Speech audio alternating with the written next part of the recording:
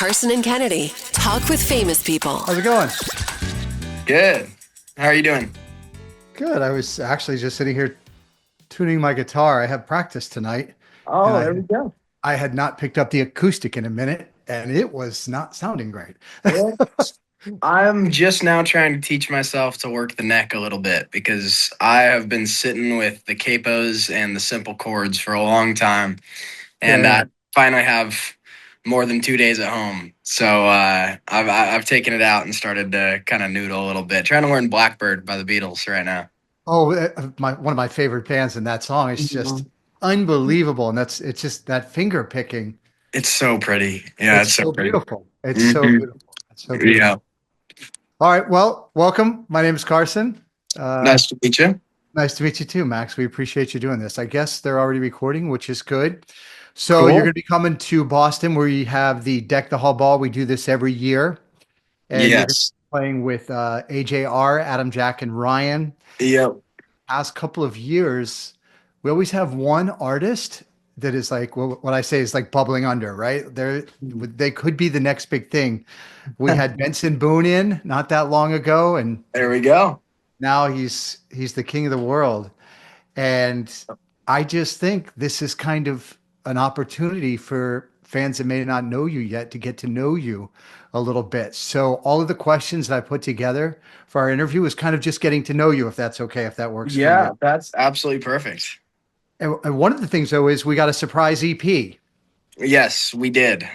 Yep. That EP actually it kind of belongs to the Willfully Blind EP that the EP we attached it to came out about a year ago now, I think. Right. And that I kind of write music in eras a little bit. And so the Both Sides of the Blade EP was written back then. And I remember I was going back and forth on whether or not I should release it. And there's a song on it about my great grandfather who just passed away. And the song's called 97. And Right. in the middle of me, I was just talking to my manager, talking to my wife, like trying to figure out like should we put this out or should we kind of move forward to the next era, you know? And Mhm. my grandmother called me, my great grandfather's daughter, and she was like, when is that song about Papa gonna come out? Is that one ever coming out? And right when she called me in the middle of all the decision making, I was like, oh, that's my answer. So we put it out kind of as a gift. That's why it was a surprise. It was kind of like, hey, here's this. We didn't want to just let those songs kind of die out and never be seen or Mhm. heard. And so, yeah, that's the Both Sides of the Blade EP. And 97 is the reason it came out. It feels very intimate as opposed to the previous album. This one is seems to me anyway, Hmm. just you are really opening up. The Hmm. music is having some room. Hmm. Was that intentional, or was that just that era you were in? It was kind of the era I was in. I think it has served as a accidental blessing, really. Like I think that it's a great breath between the two projects that I'll be putting out. So Night Diving the Cost of Growing Up, definitely more produced, less acoustic, still telling stories, still poetry, but it's definitely different. And the next phase that we're kind of entering into, you could almost describe it more as like country rock or folk rock. And so it's a little less acousticy, less space, I guess. Mhm. But it's more. I have a band member of mine, Lee Baker. He always tells me about. I forget who said it, and so I'm going to be butchering this quote. But there's a book he loves, and the author says that artists write for the rooms that they're filling. So they write music for the rooms that they're going to fill. And as I've played these shows and they've slowly gotten bigger and bigger and bigger, now when we're doing like 2,000 cap rooms, that's the mindset that I'm in when I'm writing. I had never experienced that in my life. And so all I really had was my street performing experience. Mhm. And when I wrote Both Sides of the Blade in those EPs, I hadn't played a show in my life. And so Both Sides of the Blade is, like I said, it's a breath. You know, it gives people a switch up for the moment, and then hopefully that leads us to be able to hit it really hard with some of the stuff that we have coming. I don't know if you saw any of the Rock and Roll Hall of Fame induction, but Outkast was up accepting their nomination, and Big Boy was talking about Jack White, and Uh-huh. he said, Jack White said we all started playing in small rooms. Hmm. We all start in small rooms telling stories. Yeah. So it's interesting that you talk about, when you're writing songs initially, never playing in front of anybody. Yeah. And now I saw the tour shows are selling out everywhere. And that's fantastic. I mean, I remember seeing Noah Kahn for the first time in a smaller room. And then I Mhm. was there when he did multiple nights at Fenway Park. And Yes. it's just like full on, like you said, it's rock, but Yeah. it's country, it's Americana, and it Yeah. just opens up so much in front of a big It's crowd like that. yeah, it's like intimate rock. It's vulnerable rock. It's like rock that it's lyric driven, but it is. The joke online that I've seen about Noah Kahn is he writes the most depressing songs you've ever heard to the happiest tunes you could possibly sing. Yes. And he's actually one of my greatest inspirations, Noah Kahn. So yeah, I mean, I'd love to follow that path. Have you written any lyrics where when you got done writing it, you were like, this is either the greatest thing I've ever written, or I'm going to have to apologize to somebody for this? uh, not really, to be honest. I don't. There have been vulnerable songs that I've Mhm. wondered if I should put out. Our minds are always kind of changing and shifting, and I think sometimes I'll listen to a song so many times that what I once was extremely passionate about and firm on, I will be Mhm. like, maybe I shouldn't. And it's like when you say a word too many times and it doesn't make any sense. Mhm. That happens to me with a lot of songs, but I don't. I try to stay away from too much controversy, so I haven't really had Okay. anything. Okay. There are a couple statements about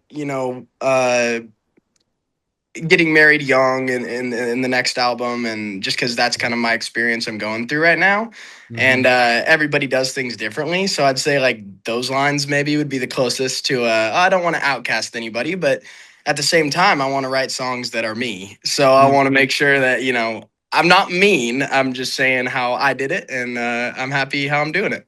I was married when I was, I think, 24 years old. So it's a I life-changing just got event. married at 24. I'm 24 Congratulations to now. you. Yeah, yeah. Thank you. So Yeah. now that you're getting into these bigger rooms, every artist has that ritual, pre-show ritual. Are there Yeah. crystals? Are you doing push-ups? Fake cocaine. No, Okay, okay. no, Listen, everybody, it's rock and roll, baby. Let her rip. no. We are the most chill, man. There's an iPhone game called Brawl Stars. Shout out Oh Brawl my Stars. God, my And son loves this game. Of course, he's going to be 15 this week. So, well, I've probably played against him, and he's probably lasered me, and I've probably rage quit. oh my But God. I play a lot of Brawl Stars Yep. backstage. Backstage is filled with journaling, Brawl Stars, and naps. And then once it's go time, I usually about an hour before the show, I kick out any of the guests that I had, and I kind of get into show mode. Right. And I start with a 15 to 20-minute vocal warm up. Kristen Rogers is my vocal coach, and she was out with Hoser for a while, and now she's with Post Malone, and Wow. she's incredible. So I have voice memos from the first day we ever worked together, and she taught me some stuff, and I still listen to them after 2 years before every single show. And so after that, usually I do a honey lemon drop. Mhm. Is to kind of smooth smooth Mhm. out my vocal folds a little bit. If that even really does it, who knows? It makes me feel good.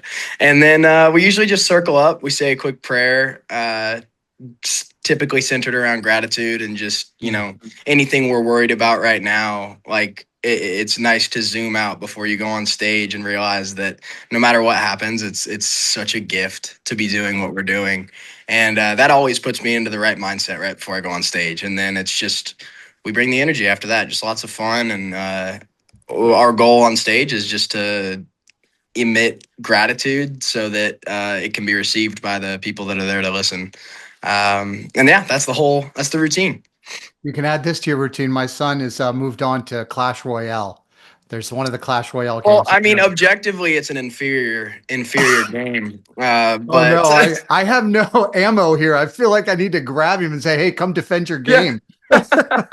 No, they're all the same company. Great iPhone game company. But yeah, on the road, you wanna find something that can keep your mind off of the everyday in and out kind of Groundhog Day feeling of tour. Right. You know. So, with it being the holidays, let's get a couple of holiday questions in real quick. Real quick, what is your toxic holiday trait? So, like, do you wait and buy gifts the day before, Oh, or are you judging yeah. wrapping paper? What do you like over the holidays? So my toxic holiday trait, definitely procrastination. And being recently married, my wife loves to get gifts right after Halloween. So we have not had any trouble. We have a list of all of the family members. I've never been someone who's gotten all my family members gifts.